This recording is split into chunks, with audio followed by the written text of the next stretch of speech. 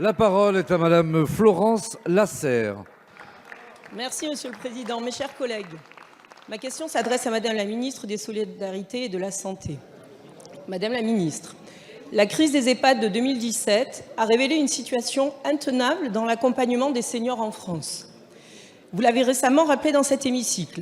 Aujourd'hui, dans les établissements, les personnels, les professionnels, mais aussi les familles et les personnes âgées souffrent d'une insuffisance de présence à leur côté.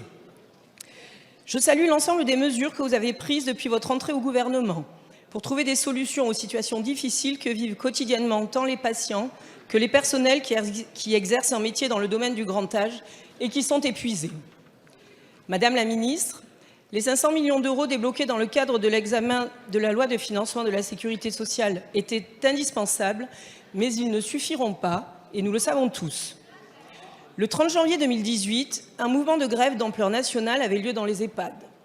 La semaine dernière, 2 ans plus tard, jour pour jour, je recevais à nouveau les professionnels et les personnes âgées des EHPAD du Pays Basque. Plus que jamais, ils attendent le futur projet de loi sur le grand âge et l'autonomie. Pourtant, ce texte annoncé par Monsieur le Premier ministre pour la fin de l'année 2019 n'est toujours pas là, et les personnes que j'ai rencontrées n'ont pas compris le report de présentation de ce texte et n'en peuvent plus d'attendre.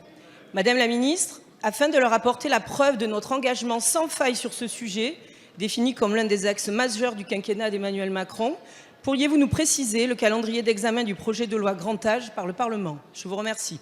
Merci Madame la députée. La parole est à Monsieur Adrien Taquet, secrétaire d'État auprès de la ministre des Solidarités et de la Santé. Merci Monsieur le Président, Mesdames et Messieurs les députés, Madame la députée Florence Lasserre. L'engagement des parlementaires sur ce banc, l'engagement du gouvernement est sans faille. Je vous le dis ici, conformément à l'engagement pris par le Premier ministre, la réforme du grand âge et de l'autonomie fera l'objet d'un projet de loi qui sera spécifique, qui sera présenté à l'été 2020. Vous avez raison, il faut transformer l'accompagnement des personnes âgées. Chacun connaît les attentes légitimes de nos concitoyens à cet égard. Rester chez soi le plus longtemps possible grâce à des services à domicile renforcés, pouvoir choisir un lieu de vie intermédiaire entre le domicile et l'établissement, être accueilli dans des EHPAD rénovés ou encore être mieux en capacité d'assurer financièrement le coût d'un hébergement en établissement, être accompagné par des professionnels bien formés et en nombre suffisant. La réforme doit à la fois permettre, et vous l'avez évoqué, à la fois de répondre à l'urgence, mais aussi de préparer le système qui nous permettra de faire face au choc démographique à venir. Alors plusieurs mesures ont été annoncées, sont en cours de mise en œuvre. Première série de mesures engagées dans le PLFSS pour 2020 avec près de 500 millions d'euros, vous l'avez évoqué, pour le secteur du grand âge et de l'autonomie, notamment pour le recrutement des personnels en EHPAD.